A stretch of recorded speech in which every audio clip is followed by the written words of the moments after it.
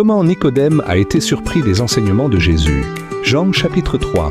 Or il y avait parmi les pharisiens un homme nommé Nicodème, un chef des Juifs, qui vint, lui, auprès de Jésus de nuit et lui dit « Rabbi, nous savons que tu es un docteur venu de Dieu, car personne ne peut faire ces miracles que tu fais, si Dieu n'est avec lui. » Jésus lui répondit « En vérité, je te le dis, si un homme ne naît de nouveau, il ne peut voir le royaume de Dieu. » Nicodème lui dit « Comment un homme peut-il naître quand il est vieux?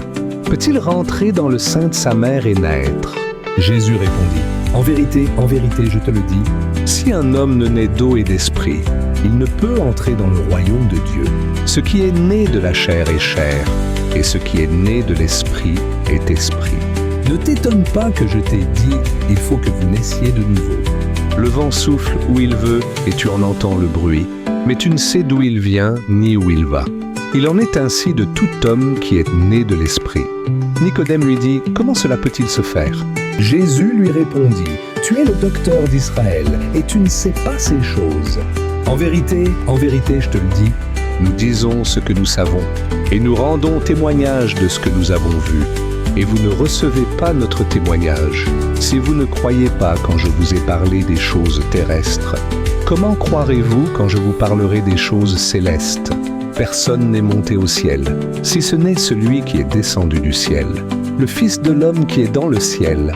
Et comme Moïse éleva le serpent dans le désert, il faut de même que le Fils de l'homme soit élevé, afin que quiconque croit en lui ait la vie éternelle. Car Dieu a tant aimé le monde qu'il a donné son Fils unique, afin que quiconque croit en lui ne périsse point, mais qu'il ait la vie éternelle. Dieu, en effet, n'a pas envoyé son Fils dans le monde pour qu'il juge le monde, mais pour que le monde soit sauvé par lui. Celui qui croit en lui n'est point jugé, mais celui qui ne croit pas est déjà jugé, parce qu'il n'a pas cru au nom du Fils unique de Dieu. Et ce jugement, c'est que, la lumière étant venue dans le monde, les hommes ont préféré les ténèbres à la lumière, parce que leurs œuvres étaient mauvaises. Car quiconque fait le mal est la lumière, et ne vient point à la lumière, de peur que ses œuvres ne soient dévoilées. Mais celui qui agit selon la vérité vient à la lumière, afin que ses œuvres soient manifestées, parce qu'elles sont faites en Dieu. Après cela, Jésus, accompagné de ses disciples, se rendit dans la terre de Judée. Et là, il demeurait avec eux et il baptisait.